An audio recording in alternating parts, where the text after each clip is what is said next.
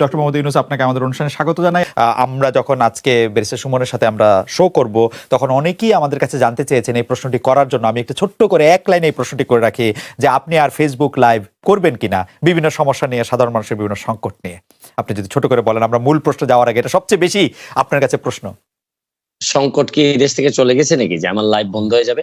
আচ্ছা, তার মানে আপনি করবেন সংকট যদি থাকে, আমি ফেসবুক লাইভটা তো হচ্ছে কি আমার একটা এই প্রতিরোধ বা প্রতিবাদ করার একটা উপায়। প্রধানমন্ত্রী শেখ হাসিনার সঙ্গে দেখা হওয়া সামনাসামনি, সেটাই আপনার জীবনের সবচেয়ে বড় ঘটনা।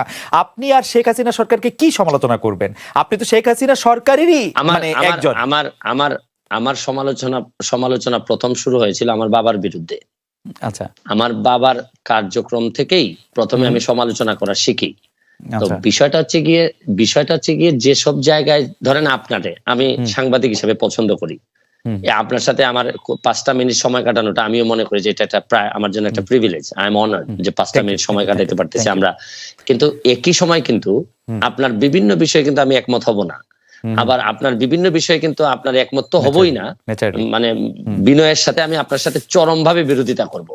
আমি কিন্তু বিষয়টা কিন্তু এরকম যে আমি হয়তো আপনার পক্ষে না, আপনার সাথে একমত না, কিন্তু আপনি যাতে আপনার পক্ষ কথা বলতে পারেন এটার স্বাধীনতা আমি স্বাধীনতায় বিশ্বাস করি।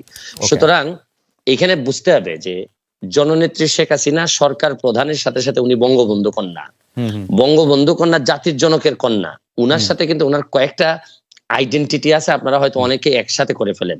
আমার কাছে কিন্তু দেখেন, আমি কিন্তু এই এমপি হওয়ার আগেই বাংলাদেশ আওয়ামী লীগের প্রচার সম্পাদক যিনি বর্তমানে, তার বিরুদ্ধে মামলা হয়ে বাদী হয়ে কিন্তু আমি মামলা করেছি।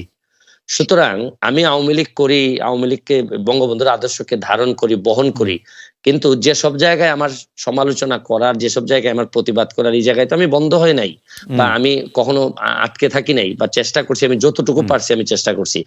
এইখানে বঙ্গবন্ধু কন্যার সাথে দেখা করতে পারাটা আমার জন্য একটা সম্মানের। এইখানে আপনারা মিলাই ফেলবেন না, কিন্তু উনি সরকার প্রধান যখন হবেন তখন সরকারের দায় যতটুকু থাকবে, যতটুকু ওনার নেয়ার বিষয় আছে, এখানে আমি হয়তো ওনাকে বলবো যে মাননীয় নেত্রী, এখানে আমার মনে হয় কাজ করার সুযোগ আছে। আমার হয়তো বলার এইখানে একটা জিনিস হয়েছে কি, এবার সংসদে আপনি কখনো কোনো খারাপ ভাষা হয়তো শুনবেন না, বকাবকি শুনবেন না, গালাগালি শুনবেন না। এইবারের সংসদ হবে ভদ্রলোকের সংসদ। এখানে আপনি দেখবেন কিন্তু বিরোধিতা কি হবে, মানে আপনি মনে করছেন চরম বিরোধিতা হবে।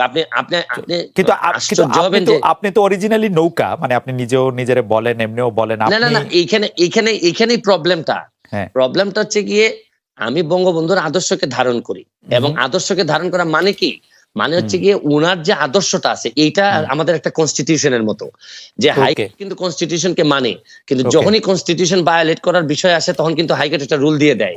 তো বিষয়টা হচ্ছে গিয়ে যে আমার এই জায়গাটা ঠিক রেখে আমার দেশটাকে বাঁচানোর জন্য, দেশটাকে ভালো করার জন্য আমার যে সব জায়গায় নক করতে হবে, এইসব জায়গায় আমি স্বতন্ত্র হিসাবে আমার তো আরো স্কোপ আরো বেড়ে গেল। রাইট। বঙ্গবন্ধুর আদর্শের কোষ্টি পাথরে এই বিরোধী দলের নেতা নেত্রীদের জেলে রেখে ইলেকশন করাটা কেমন আসলে? সাইদুল হক, আমি আপনার কাছ থেকে জানতে চাইবো যে সত্যি সরকার চায়, এবং একটি ফর্মুলা এসছে যে আমরা আসলে, আমি বারবার এই ফর্মুলাটি আসলে সরকার যারা সমর্থক, সাংবাদিক, বুদ্ধিজীবী তাদের কাছে শুনছি যে বাংলাদেশে নাকি দেখতে হবে এরকম একটি ছাঁকনি দিয়ে যে কারা আসলে স্বাধীনতার সপক্ষের শক্তি, কারা স্বাধীনতার সপক্ষের শক্তি দুই, তারাই আসলে সরকারি দল বা বিরোধী দল থাকবে, বাকিরা সব বাদ পড়ে যাবে। এইটি সম্পর্কে আপনার একটু মতামত জানতে চাইবো। আমি মতামত জানতে চাইবো যে সরকার কি সত্যি সব দলকে জাতীয় দল হিসেবে দেখতে চায় কিনা, আপনি এটি কি মনে করেন? আরেকটি প্রশ্ন করব যে আমি দেখলাম যে আওয়ামী লীগ সভানেত্রী যাদেরকে নমিনেশন দিয়েছেন তাদের মধ্যে অন্তত 60 জনের বেশি লোক হেরেছেন, 70 জনের মতো হেরেছেন। এটি কি আপনি সাংঘাতিক রকমের poor and bad and wrong judgement মনে করেন কিনা আওয়ামী লীগের সভানেত্রীর কাছ থেকে? আমি প্রথম প্রশ্নের জবাবে আগে আসি যে সরকার কি এটি চাচ্ছে কিনা যে Awami League B, Awami League C, Awami League D তৈরি হোক বাংলাদেশে? দেখেন, আমি যে উত্তরটা শুরু করার সময় একটা কথা বলতে চাই যে আমি পড়ছিলাম ছোটবেলায় যে অধিকার ছাড়িয়ে দিয়া অধিকার রাখিবার মতো বিড়ম্বনা নাই, বৈধতা দিলেন।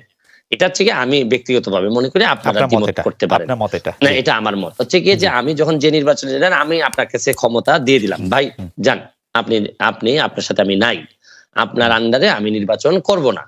তারপরে এই নির্বাচন কিরকম হয়েছে এটা নিয়ে তর্ক বিতর্ক করা, আমি আমার জায়গায় স্ট্যান্ডিং থাকবো যে আমি শুনেন, আমি যে কারণে আপনার আন্ডারে নির্বাচন করতে চাইনি এটা নিয়ে আমার বিভিন্ন বৈধতা থাকতে পারে, যৌক্তিক ও যৌক্তিক দাবি থাকতে পারে। এই দাবি কিন্তু এখন আর উনাদের কিন্তু এখন আর এই জায়গায় নাই। যেমন ধরেন আমি স্বতন্ত্র, কিন্তু স্বতন্ত্র হইল দুইটা জায়গায় আমার, আপনি আমাকে আনকম্প্রোমাইজিং। একটা হচ্ছে গিয়ে যে আমি বঙ্গবন্ধুকে ধারণ করি, বঙ্গবন্ধুকে বহন করি, আরেকটা হচ্ছে গিয়ে মুক্তিযুদ্ধের সপক্ষের শক্তি হিসাবে আমি নিজেকে দাবি করি এবং এই অনুযায়ী কাজ করি। এই জায়গাটাকে আপনি যদি বলেন যে এই জায়গা যেহেতু আপনি মানেন, তাহলে আপনি বি টিম, তাইলে আমি সম্মানের সাথে আপনার সাথে দ্বিমত করতে চাই। আমার প্রশ্ন হচ্ছে গিয়ে যে বাংলাদেশে এই দুইটা জিনিস না মানার পরে আমার কাছে মনে হয় যে এটা খুবই হতাশাজনক। আপনার সাথে আমার আর বক্তব্য চলে না। ওকে, কারণ আমি এই জায়গায় কোনো ধরনের কম্প্রোমাইজ আমি করব না, বরং বিরোধী দল যারা করবেন, ধরেন বিরোধী দল বঙ্গবন্ধুর যিনি মানবেন না, তিনি আসলে এই দেশে জাতির জনককে যিনি মানবেন না, বা এই তখন তো বিরোধী দলের আমার এই কনসেপ্টটা আমার কাছে খুবই হেইজি মনে হয়। ছোট ছোট কয়েকটা প্রশ্ন করতে পারি। এক নম্বর প্রশ্ন হচ্ছে, আপনি ছোটই করবেন, আমি জানি আপনি ছোটই করবেন, আমি জানি এই ব্যাপারে আমার অভিজ্ঞতা আছে, আপনি বলেন। জি, আপনি কি মনে করেন কিনা এই সরকার গত 15 বছর ধরে, গত 5 বছর ধরে বঙ্গবন্ধুর আদর্শ ধারণ করে? বঙ্গবন্ধুর আদর্শ ধারণ করা মানে কি, মানে আওয়ামী লীগের বিরুদ্ধে যেসব অভিযোগ, আমি খালি আর্থিক অভিযোগগুলি আপনাকে শুধু মনে করে দিতে চাই। আমি শুধু মনে করে দিতে চাই আওয়ামী লীগের সরকাররা কিরকম, আওয়ামী লীগের সরকারে যারা ছিল তারা কিরকম আঙ্গুল ফুলে কলা গাছ হয়েছে, সেটা আমি শুধু মনে করে দিতে চাই। উত্তর দিচ্ছি আপনাকে, আমি এই জায়গাতেই থাকতে চাই। আপনি মুক্তিযুদ্ধের চেতনা বলতে আপনি মনে করেন যে এই জায়গায় থাকতে চাই, ভোট হবে হচ্ছে আমরা, এই জায়গায় আমি থাকতে চাই। জি, আমি এই জায়গায় থাকতে চাই, এই জায়গায় থাকতে চাই। বলেন। এই যে দুর্নীতি, জি, দুর্নীতি হচ্ছে গিয়ে শরীরটার মধ্যে নিজের শরীরে ক্যান্সার হওয়ার মতো, যে জায়গাটাতে ক্যান্সার হবে এই জায়গাটা কেটে ফেলতে হবে। এখন আপনি এইসব বিষয়ে আমি সারা দিন আপনার সাথে আলোচনা করতে রাজি। বঙ্গবন্ধুর চেতনা, বঙ্গবন্ধুর আদর্শ মানে একই সাথে আপনি এই কথা বলে আপনি দুর্নীতি করতে পারবেন না। এই দুর্নীতি যেদিন আপনি করবেন তখন আপনার এই জায়গাটাকে আপনি আসলে রীতিমতো আপনি এই জায়গাটাকে নষ্ট করে দিলেন। এই ব্যাপারে আপনার সাথে আমার কোনো দ্বিমত নাই। ধরেন আপনি দুর্নীতি বলেন, সন্ত্রাস বলেন, মাদক বলেন, এগুলা তো আলটিমেটলি আমাদের যেভাবে কনস্টিটিউশনের বাইরে যায়, বঙ্গবন্ধুর আদর্শের বাইরে যায়। এই ব্যাপারে আমি কিন্তু আপনার সাথে কোনোভাবেই দ্বিমত করব না।